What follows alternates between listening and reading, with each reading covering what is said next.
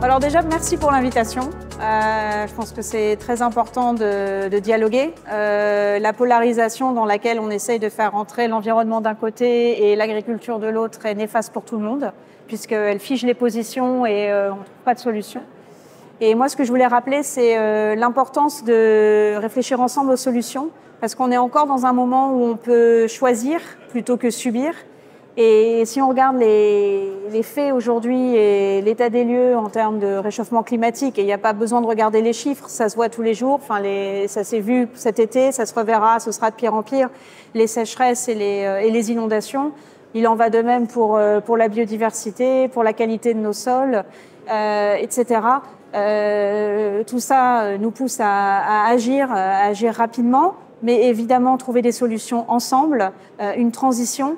Il ne faut pas avoir peur de ce mot, une transition vers des pratiques plus durables, mais qui vont de pair avec, évidemment, des modes de consommation plus durables aussi. Et c'est un point que je voulais rappeler dans ma présentation aujourd'hui, c'est qu'on a eu trop tendance pendant longtemps à se focaliser, c'est un peu le biais de la PAC, de la politique agricole commune qui est ciblée sur la production, à se cibler sur la production sans penser à son pendant qui est la consommation. Et il est illusoire de penser qu'on peut avoir une production durable sans une consommation durable. Et aujourd'hui, on voit que la consommation n'est pas durable, que ce soit en termes de protéines animales, mais pas forcément, parce qu'il y a un mécanisme de prix qui fait que l'offre la moins durable, malheureusement, est la moins chère.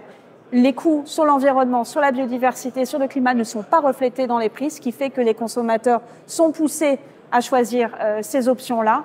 Et c'est délétère pour tout le monde. Et évidemment, il faut aussi réfléchir à ce que les agriculteurs, dans toute cette chaîne, aient une vraie place à jouer, puisque une des revendications des agriculteurs dans la rue hier en France, mais ailleurs en Europe, c'était aussi des prix justes, et aujourd'hui, c'est pas le cas.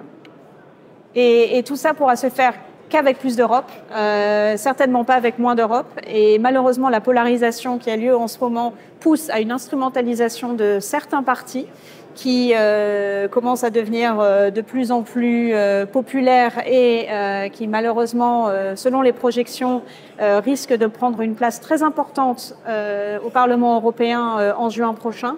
Et moins d'Europe, il faut le rappeler, ce sera délétère pour tout le monde, non seulement parce que l'environnement n'a pas de frontières, mais aussi parce que la PAC, c'est une politique européenne.